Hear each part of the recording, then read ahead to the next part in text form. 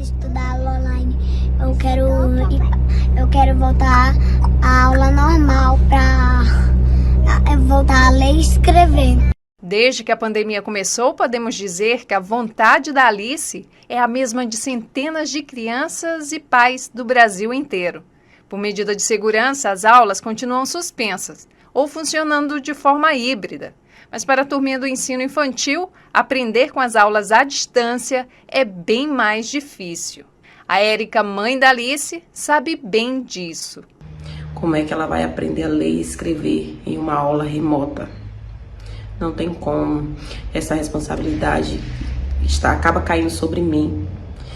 Ela deveria estar na escola, aprendendo a ler e escrever este ano. E estou vendo que ela está sendo prejudicada, o futuro dela está comprometido. O estresse provocado nas crianças é um dos pontos que mais chamam a atenção dos especialistas. A psicopedagoga Aline Branco ressalta que o convívio escolar é importante para o aprendizado. A ausência disso prejudica a concentração das crianças. O estresse, ele contribui muito, inclusive para a dificuldade da criança de se concentrar, né? Ela passar ali, geralmente são 4 horários, né, que se tem, então, assim, uma manhã inteira ela presa, focada ali naquela aula online, onde a casa não é o ambiente escolar.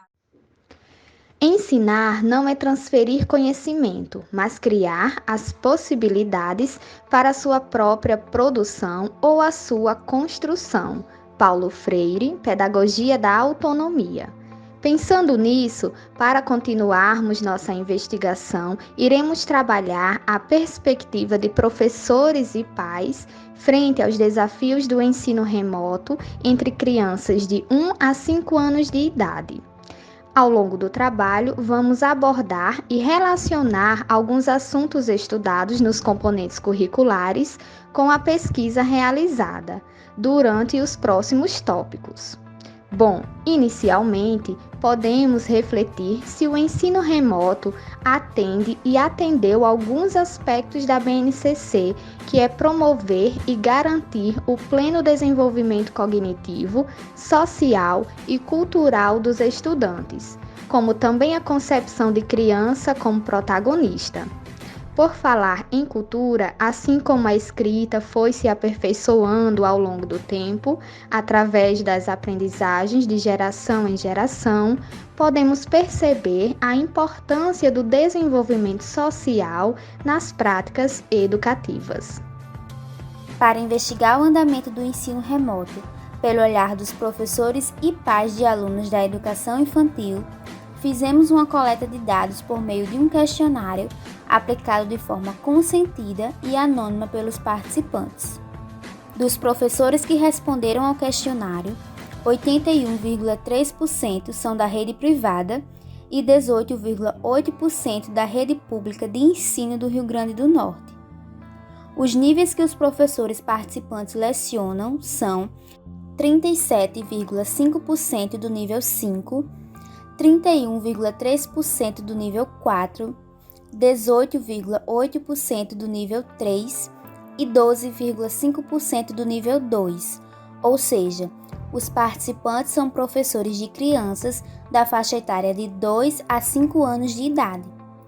As maiores dificuldades encontradas e relatadas no ensino remoto através das respostas dos professores são: tempo e disponibilidade dos pais, 81,3%, inquietação e ou não aceitação das crianças, 43,8%, dispositivos tecnológicos, 31,3% e acesso à internet, 25%.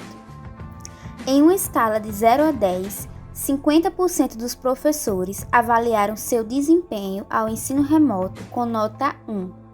E os outros 50% estão divididos entre 0, 4 e 7, respectivamente, com 12,5% das respostas cada. Quanto aos pais, 69,2% têm seus filhos matriculados na rede privada e 30,8% na rede pública. Os referentes níveis educacionais dos filhos são 53,8% do nível 4, 23,1% do nível 5, 15,4% do nível 2 e 7,7% do nível 1. Ou seja, são pais de crianças na faixa etária de 1 a 6 anos de idade. Ao avaliarem o desempenho dos seus filhos no ensino remoto como excelente, bom, regular e péssimo, 38,5% dos pais responderam como péssimo, 38,5% como regular e 23,1% como bom. Das dificuldades encontradas pelos pais referentes ao ensino remoto, 84,6% diz respeito à inquietação e ou não aceitação das crianças às aulas online, 76,9% tempo e disponibilidade dos pais, acesso à internet e material para desenvolver as atividades propostas, ambas com 7,7% cada. Numa escala de 0 a 10, os pais avaliaram seu desempenho no acompanhamento aos seus filhos no ensino remoto da seguinte forma: 38,5% avaliou com 7, 30,8% avaliou com 5, 23,1% avaliou com 6 e 7,7% avaliou com 0. Com o levantamento da questão sobre a melhor maneira de intervenção na situação do ensino remoto, as respostas dos professores foram relacionadas às políticas públicas de qualidade, à atenção e investimento do governo frente à realidade, à reavaliação dos modelos de ensino e avaliação diante da nova conjuntura social e educacional, realização de formação para professores e maior compromisso da família ao apoio dessas crianças e professores. Os pais responsáveis, diante do questionamento, responderam que o tempo para ajudar a criança, aulas mais didáticas, redução do tempo de aula e maior diálogo entre pais e a escola. A partir dessas questões, ainda podemos refletir sobre a desigualdade que o ensino remoto gerou e gera em nossa sociedade. François Adbé considera que todos os campos da atividade social, todas as esferas, vêm surgir sistemas de desigualdades. A escola cria suas próprias desigualdades, a economia cria suas próprias desigualdades, a cultura cria suas desigualdades, a política cria suas desigualdades. As desigualdades de cada um desses domínios podem e precisam ser combatidas. A partir do levantamento de dados e embasamentos teóricos, os desafios frente ao cenário de educação remota entre crianças de 1 a 5 anos de idade se concentram para os professores e os pais, os quais obtêm papel de mediadores nesse processo. Dessa forma, levantamos a seguinte problemática: qual o desafio central entre os dois públicos? Dando início ao nosso embasamento teórico e simplificando um pouco a filosofia de Comênios, que consiste em o trabalho da escola se qualificar em transformar o ser humano desde criança em um novo ser humano. Para Comênios, a criança é apta a aprender e dotada de capacidade, mas necessita ser formada e instruída. E essa é a problemática do ensino remoto, onde nós temos a falta de apoio dos pais para com as crianças, visto que esses têm pouco tempo livre para aproveitar dessa maneira. E dessa forma, compreende-se que a concepção da infância para Comênios está associada à ideia de criança concebida por Locke, filósofo inglês do mesmo século, que compreende a criança como sendo destituída de conhecimento, como uma tábula rasa, um vaso vazio e pronta para aprender. Já Vygotsky nos diz que o desenvolvimento cognitivo do aluno se dá por meio da interação social, ou seja, de sua interação com os outros indivíduos e também com o meio. E em tempos tão desafiadores como esse que estamos vivendo, nós vemos que essa parte é muito falha no ensino remoto, onde as crianças muitas vezes nem mesmo ligam suas câmeras. O que nos acalenta saber é a manifestação da atividade como forjadora da inteligência, como nos diz Vallon, e para os professores e alunos são mutuamente afetados no processo de formação. onde o desenvolvimento cognitivo é também a ampliação dos afetos e da capacidade de expressar sentimentos. O desafio do afeto é compartilhado entre todos os sujeitos do ambiente escolar.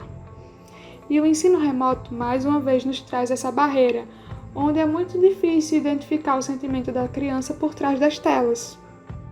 Como vimos nos gráficos, entre os principais desafios encontrados pelos professores e pais de alunos no ensino remoto, seja de escola particular ou pública, estão a falta de disponibilidade dos pais e a dificuldade de adaptação das crianças nesse tipo de ensino. As soluções mais viáveis no momento, de acordo com a pesquisa realizada, são reuniões online com os pais para que estes compreendam a importância de sua parceria com a escola, auxiliando na aprendizagem das crianças, tanto no manuseio de aparelhos e dos novos recursos de estudo, como na absorção dos conteúdos. É necessário a compreensão de que, embora isso vá exigir uma maior participação e esforço dos pais, as crianças precisam de motivação e tranquilidade para se adaptarem a essa nova realidade. Outra solução será investimento por parte dos governantes para ajudar as famílias mais carentes a terem uma maior facilidade no acesso à internet e a ferramentas pedagógicas essenciais, e a criação de dispositivos e aplicativos educativos e dinâmicos que chamem a atenção das crianças e tornem a aula mais atrativa, além de promover propagandas televisionadas, incentivando o apoio dos pais para acompanhar o ensino remoto dos seus filhos.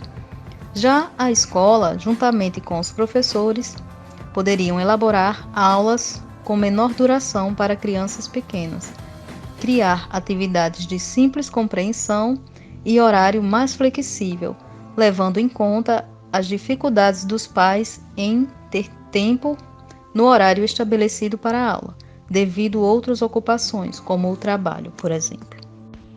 Como forma de concluir tudo o que aqui foi explanado, a pesquisa trouxe como título a perspectiva de professores e pais frente aos desafios do ensino remoto entre crianças de 1 a 5 anos de idade. Como forma de sintetizar tudo o que aqui foi falado, é importante refletir sobre o ensino remoto, fazendo relação com os pensamentos da autora Sônia Kramer. Sônia, em Pensamentos, reflete sobre o que cita Paulo Freire em muitas de suas discussões. O autor dialoga que o cuidado, a atenção, estão presentes na educação infantil. No entanto, esse espaço está rodeado por outras significações indispensáveis para o cotidiano desses indivíduos. A brincadeira e a alegria também se resumem a esses espaços escolarizados. Quando observamos o espaço do ensino remoto, compreendemos que este é rodeado por outras formas de significados. O virtual traz em sua nomenclatura outras formas de interação, discussão e ensino. Por isso, a aprendizagem nesse formato se dá de formas diferentes. De acordo com tudo o que aqui foi falado, é importante refletir sobre um ponto. O espaço atípico interfere no processo de ensino e aprendizagem das crianças? Outro ponto crucial que é necessário levar em conta são os direitos do processo de ensino e aprendizagem que estão presentes na BNCC, Base Nacional Comum Curricular. Compreende que estes direitos de aprendizagem se voltam para o conviver, brincar e participar. Conviver com outras crianças em pequenos e grandes grupos, brincar cotidianamente de diversas formas e em diferentes espaços, participar ativamente com adulto e outras crianças. Sobre o documento da BNCC e levando em consideração as estratégias de aprendizagens presentes neste documento, é interessante fazer a seguinte reflexão. O ensino remoto cumpre com as estratégias presentes em documentos como a BNCC?